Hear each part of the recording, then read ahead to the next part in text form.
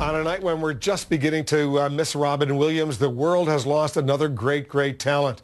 Perhaps the last star of classic Hollywood.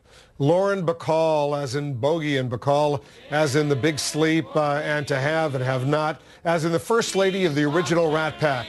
Lauren Bacall, who had that incomparable voice and commanding presence, has died. That according to multiple sources, including the Twitter account, the Facebook page of the Humphrey Bogart estate, the LA Times reporting they spoke with an executive of the estate who confirmed her passing. She was 89. More on her remarkable life from CNN entertainment correspondent Nichelle Turner. You know how to whistle, don't you, Steve? You just put your lips together and blow. With those words in the film To Have and To Have Not, audience imagination soared and a screen icon was born. The confident, smoldering expression, the downturned face and upturned eyes earned Lauren Bacall the nickname The Look. Ironically, the 19-year-old struck the pose because she felt insecure. I mean, that was what started the look, was nerves, just trying to keep my head steady. Bacall was more than a movie legend. She was from Hollywood's golden era and the wife of actor Humphrey Bogart. And her tears flowed like wine. The Big Sleep was among a handful of films they made together, but their love affair was one of Tinseltown's greatest romances. Bogart died of cancer in 1957, leaving Bacall a widow at 32 with 2 small children. For a time, she was engaged to family friend and singer Frank Sinatra. When the romance fizzled, Sinatra headed to Las Vegas. Soon Bacall fell in love again and married actor Jason Robards, with whom she had a son.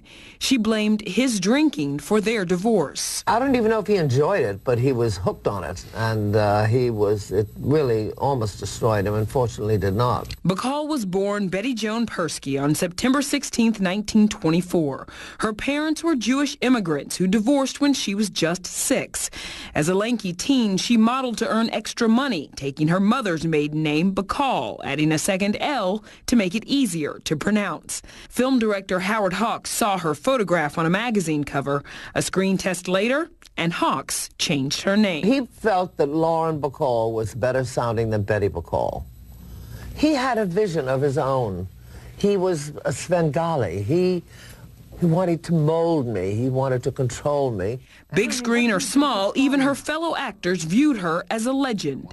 John Huston and Charlie Chaplin, and she just knows or has been around everyone that has formed what we know of this business. Bacall's film co-stars read like the who's who of Hollywood, but it was on Broadway where she achieved her most critical acclaim. Oh, I loved it. That was my original dream, anyway, to be on stage. She spent nearly 20 years on the stage, starring in Cactus Flower, Applause, and Woman of the Year, earning 2 Tony Awards.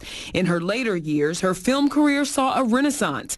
She starred opposite Barbra Streisand in The Mirror Has Two Faces, earning her only Oscar nomination. And she was still acting in her 80s in such films as Dogville and Birth with Nicole Kidman.